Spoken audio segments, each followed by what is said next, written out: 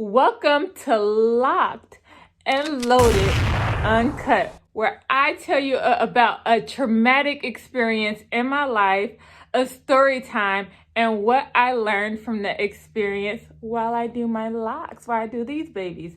So today's episode is going to be about a time that I ran out of gas and I was almost taken to never be seen again. So these episodes, aka story times, I'm going to be doing once a month because I retwist my locks every 4 to 6 weeks. So I'm going to do this every time. So subscribe to your girl because I'm going to keep them videos coming.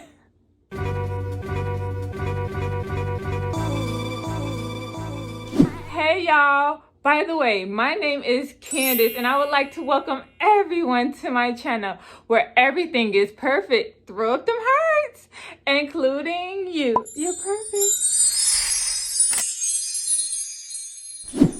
Hello, beautiful souls. How is everyone doing today? I hope everyone is having an absolutely amazing day. I am sending everyone tons and tons of love. So before I get into my traumatic, crazy story time, I just wanted to do a limp check on my locks. I'm going to be doing that in every video. So my locks are sitting right here, as well as I'm going to tell you how long I've been locked. I've been locked for 2 years and 3 months. So this is the front. This is where my lock sits right here. And my locks, I freshly washed them. They are wet. And so if you want to know all the products that I'm going to be using in this video, I'm going to pop it up right here and I'm going to be linking it down below because I did a video all about it. So let's get into this crazy, crazy story time. So let's start at the beginning. So let's set the mood. It is a very, very, very hot day and I stay in Chicago and I am going to Indiana because I have family out there and I'm always traveling between. And in Indiana, the gas prices are really, really low compared to Chicago. And so I'm just traveling and you know when your gas is low that you think you can make it. So that's the situation that I was in. It was low. And mind you, I have my, back then he was 13-year-old son in the car, as well as I have my 4-month-old baby in the car. And so that's the first thing. I should have been putting my children in that type of situation where I'm like pushing. I should have stopped and got like at least $5. But mind you, so anyway, so we're driving on 8094 and my car started puttering. And if you never like ran out of gas before, I have in my early 20s, mind you, I'm in my early 30s now. And you know, so I knew I was in trouble. I started getting off on the next exit. So I get off, but my car is puttering. It's like, it's dying. And so I get off and it stops right there, right off the ramp. And so I get off the ramp. You guys, there's a mirror right here if you see me looking over here. And you know, usually it's a gas station right there when you get off on the ramp. And so the ramp that I got off on was in the middle of nowhere. It was just a truck stop, but I couldn't see that from the road because this truck stop is hitting in the back.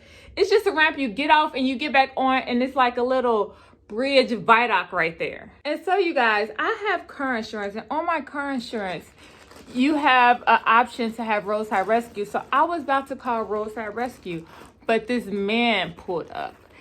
Actually, a couple of trucks pulled up before he did, but they could not help me. So I just decided this guy will be back in 10 minutes to go get the gas. I'm just gonna wait for him to bring me back gas, which I'm grateful for anybody that, you know, would stop and help a woman and children in need. So I was very, very grateful and excited and happy that somebody had stopped to help me. You know what I'm saying? So this man, he's asking me, he's gonna help me, but he needs some money.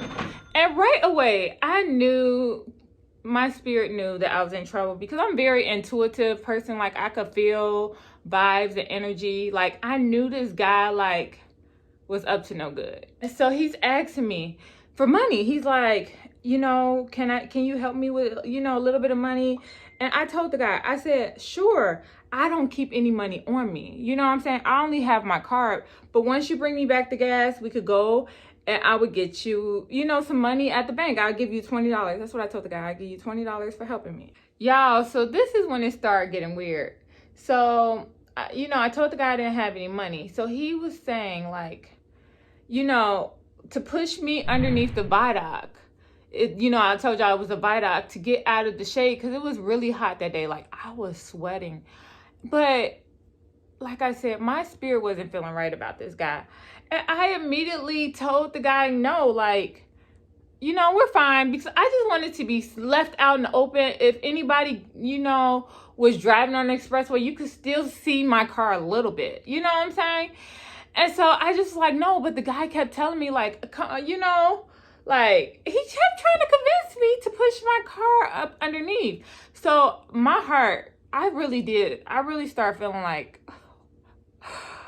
if this guy get me under this bridge out of the way, he could just, like, nobody see me. So I shut that down real quick, him push me under the bridge, because I'm like, nah, you already seen too many first 48s. It ain't about to go down like that. So then the guy started saying, I need to come with him. Can I come with him to go get the gas? We could go get the money to get the gas.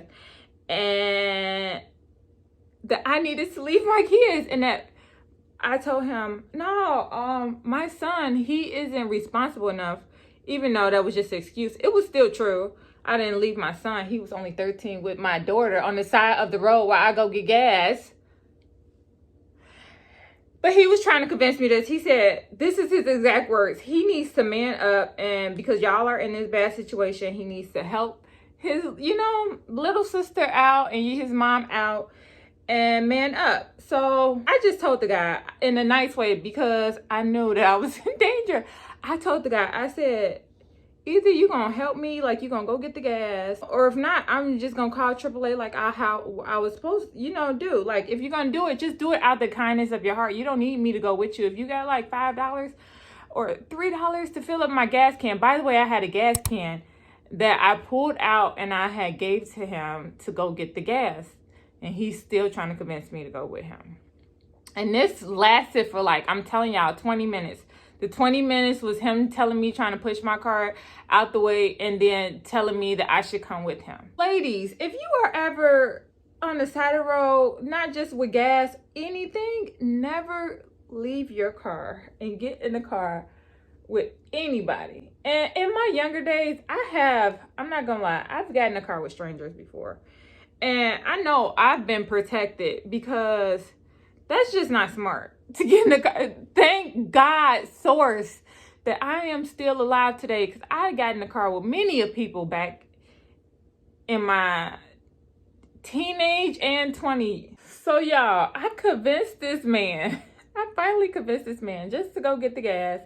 And when he gets back, that we're going to go get the money. And you know what I'm saying? That's just what it was. And so the man left. And so I'm like, I have to come up with a master plan to be going by the time this man gets back, because ain't nobody got time for that. I know, I saw straight through his BS. Like, I don't know if he was a serial killer, raper. I don't know, but whatever he was, I wasn't trying to figure it out. You know what I'm saying? I just wanted to show you with my hair. I combined these two locks last time I did my hair, and they are combined. They are now one. Let me know if you want a video on how I combine my locks. So let me finish the story. And so this is where the miracle, the magic happens. I heard, like, I just started praying, but I did a different kind of prayer. I heard when you pray that you don't have to, you command. You know what I'm saying? You command. You don't have to beg, you just command. And so that's what I did. I said, I command help now. That was my exact words. And when I said that, I'm telling you, it wasn't even 2 minutes later, a tow truck pulled up behind me. Y'all, this man had gas and everything I needed. Like, he was legit an angel. And I told him that. It was like magic. Like, I legit was so grateful, and I wasn't all that it worked. Like, my prayer was answered. And so when the guy got out, I I read to him and I told him everything that was going on, and he agreed that I was in danger. You know what I'm saying? And was in awe of the whole situation. He's one of them people that helps like the rescue people on the side of roads. Indiana has that. And I think the number is like 311 that you will call. And that's what he told me. He said, if you ever have this happens to you again, just call 311. Y'all, I was praying this man did not show up. The man, you know, with my gas tank with some gas while I'm getting help from this guy. Because at this point, I'm just over it. You know what I'm saying? Like, get me out of here. That was really traumatic to me. And so the guy, he filled me up. And he gave me one of his cards, his business card with his name on it. And I was on my way. But this is the big kicker. Don't leave this video now. Listen. The kicker is that my son felt sorry for this man. And I tell this story a lot because he thinks that this guy was trying to help us and that we left him. And this just goes to show about children and their hearts being so pure that they don't see, smell, taste danger. Danger was all around us. I was trying to explain to my son, like, you know, him trying to push us underneath the car underneath the bridge. I think the main sign was him trying to convince me. It wasn't that he was trying to push me under the bridge. Is that the fact when I said no, he still kept. Like, if I saw a woman say no, like, especially as a man, I would just, like, leave it alone. But he just kept trying to convince me. That was the red flag there. You know what I'm saying? Like, I feel like it wouldn't have been a red flag if he just left it alone. And my son was just like, no, he was really trying to get us out of the hot heat. And then I tried to tell my son, like, well, what about him trying to get me to go with him? Telling you to man up and all that stuff.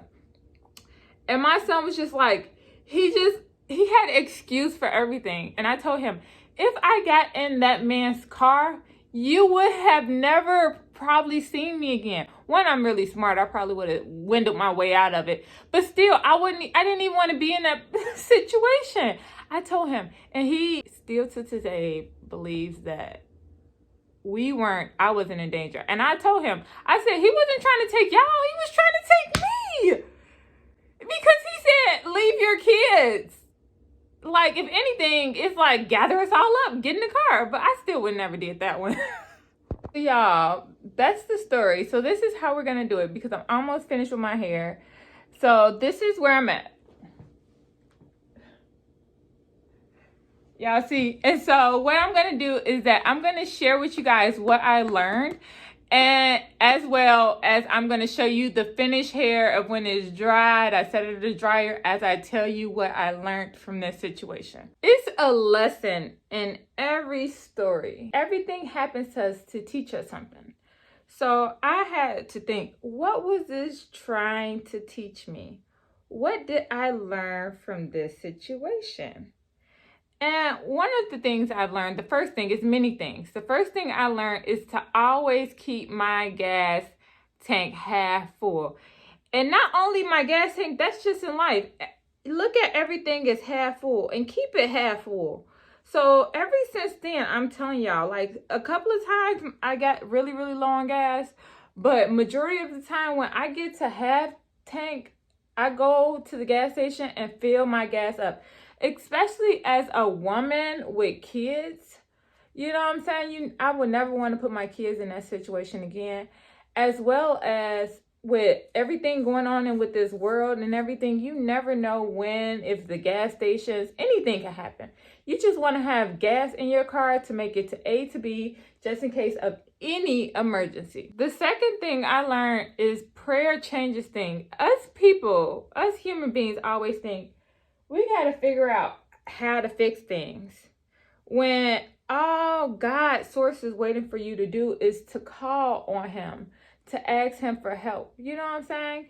And that's exactly what it, like, legit, I'm still in awe of how it all happened. Like, legit, as soon as I prayed, the answer was immediately answered. And I don't know if I did thank God that day, but today I am thanking you, God, for sending me help and answering my prayers, because truly it was a miracle. I forgot to tell y'all, I wrote a thank you letter to his manager, and he actually responded saying, I'm so happy that we was in service.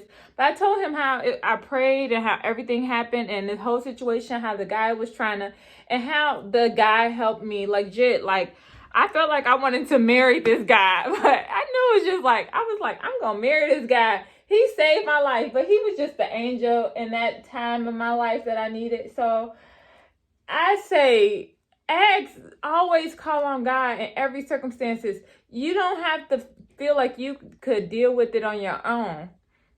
Like, I'm thinking in my head, I'm going to call AAA and they're going to come help me. No, I called on God, and God came and showed out. And the last thing is for the kids, the children, is that for the parents as well, that kids have great hearts, and that if you are a kid, please listen up. Listen to your parents if you are watching this, because your parents know, because they experience life and a lot of things. So that's why they had the gift of having kids and all that, because they experience all this stuff and they know how to protect themselves and their kids. And that, you know, parents sometimes could see the things that you may not understand, but one day you're going to understand. Like, I feel like one day my son is going to see the danger and how his mom could have been easily taken away from him. You know what I'm saying? Sometimes they can't see.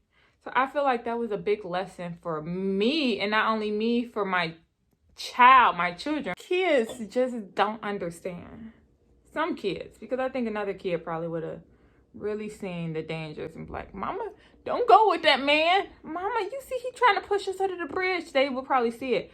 But some kids don't, because I even see on TV where they said, my kid would never get in the car with a stranger. My kid would never. And they set their kid up and their kid fall for the bait every time. You know what I'm saying? So keep embedding your kids and telling them, because sometimes these kids don't listen. So that's my story about the time that I almost got kidnapped. And I am so grateful to God's source to have this experience to share with you guys, because even though it was very traumatic for me, I learned so much. And I feel like if you could just learn one thing from any story, that is why it happened. That is why it's happened. And that's why I'm sharing it with you guys. And so I love you. Thank you for listening. Subscribe to your girl, because I'm gonna keep them videos coming. I'm gonna keep them videos coming. I'm gonna keep them videos coming. Yes. And always remember that you are perfect. Yes, you're perfect. You're perfect. You're perfect. You're absolutely perfect. You are perfectly human. Yes. Shout out to all my perfect gang. Throw up them hearts. Gang, gang, gang, gang, gang, gang, gang. This is Love Gang. Let's connect. Thank you guys so much for watching this video. I am sending everyone tons of love. Have a wonderful day. Bye-bye. If y'all were wondering what's on my face, stars. I'm a princess. No, I'm the queen. Y'all, shout out to my makeup today, because I did that. I did that. And another lock I could bind right here. Another lock I could bind right here. I love these. These are like roots. They're going to grow out and be so cute. I don't want to put them together. I want them to be just like this. One lock, I have two. Because look at this one. This one's skinny. I forgot to tell y'all. I left without... I didn't worry about that gas can. That gas can was $15, whatever it was. I was like, I'm out here. The answer was called.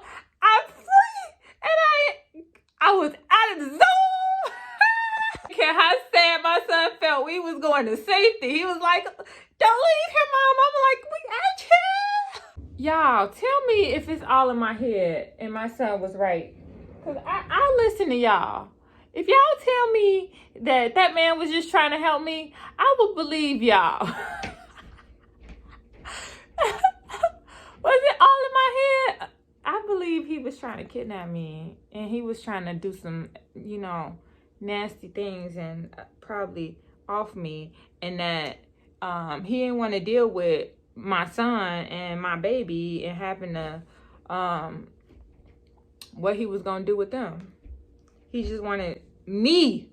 That man, he saw an opportunity, and he was like, I'm gonna run with it. When she get in my car, she gonna leave them kids to get in my car, and I'm gonna be like, you ain't going nowhere.